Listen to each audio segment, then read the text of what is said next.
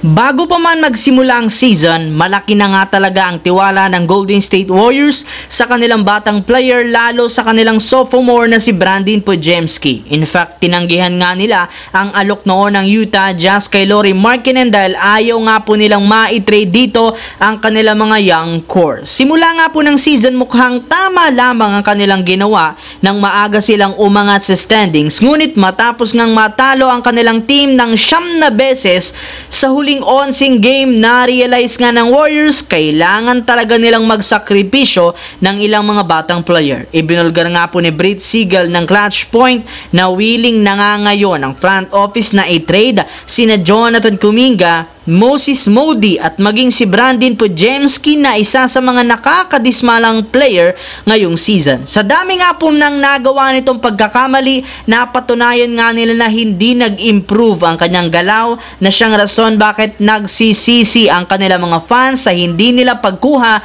kay Markkanen. Kung ginawa lamang nga nila yan, nakuha nga sana nila o nakakuha sila ng 7-footer na may shooting sa labas at nakabuo sana ng bagong super team. Samantala, kahit man na ipanalo ng Los Angeles Lakers ang last game kontra sa Sacramento Kings, hindi pa rin naman nakakalimutan ng team ang paggawa ng trade para mapa-improve ang kasalukuyang lineup. At ang pinaka-priority nila ay tanggalin ang pressure kay Anthony Davis sa ilalim ng basket upang maipakita niya ang kanyang potensyal at ang kanyang versatility bilang isang big man. Ibig sabihin, seryoso si Rob Pelinka kumuha ng bagong sentro na aalalay kay Anthony Davis. Sa katunayan, kinausap na nga ng Lakers ang mismong front office ng Chicago Bulls para malaman kung paano nila makukuha at kung ano ang asking price kay Nikola Vucevic. As of now, ang unang plano ni Pelinka ay offer si Hachimura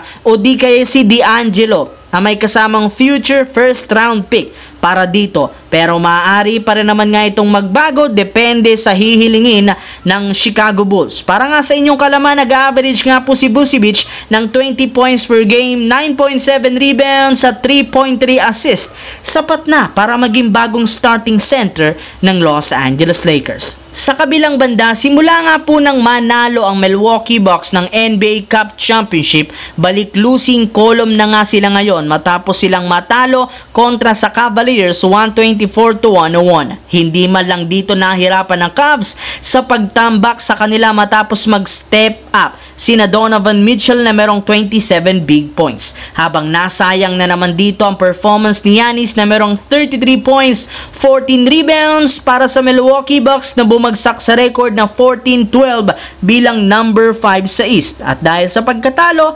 napatunayan na hirap pa rin talaga ang Milwaukee na manalo laban sa mga legit na contender, lalo't meron nga at hindi naglaro dito si Damian Lillard at yan ang rason bakit natalo sila. Pero ayon sa naging pahayag ni Giannis, malaki pa rin naman ang kanyang paniniwala na kakayanin nilang dalawa ni Damian Lillard na buhatin ang Milwaukee Bucks papunta sa NBA Finals. Hindi rin naman sila dapat maliitin dahil mas ginaganahan silang maglaro sa tuwing dihado ang kanilang koponan.